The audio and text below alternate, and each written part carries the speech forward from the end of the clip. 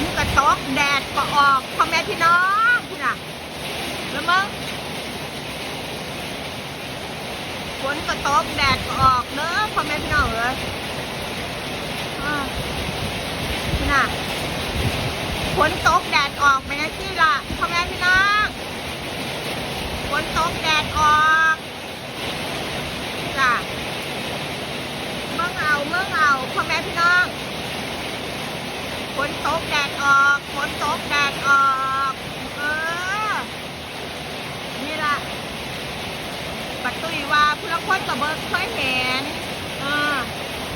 บ่เคยเห็นบรรยากาศฝนตกแดดออกเนาะพ่อแม่พี่น้องจ้ะ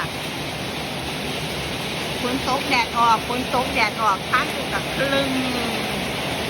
มือตึ๊บพ่อแม่พี่น้องเอ้ยนี่ล่ะความหักของคนเกือบกับเปรียบเสมือนท้องฟ้านี่ล่ะฟ้ายังบ่คือกันเลยพ่อแม่พี่น้องฟ้าพื้นเดียวกันยังบ่คือกันคนกับบ่คือกันนี่ล่ะความหักของคนพ่อแม่พี่น้องคือพื้นฟ้านี่ล่ะพ่อแม่พี่น้องมืดคืมมืดคืมทางนี้มืดเด้อจ้านี่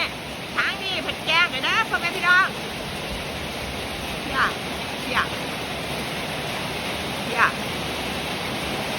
ฝนตกมาเพราะว่าฟ้า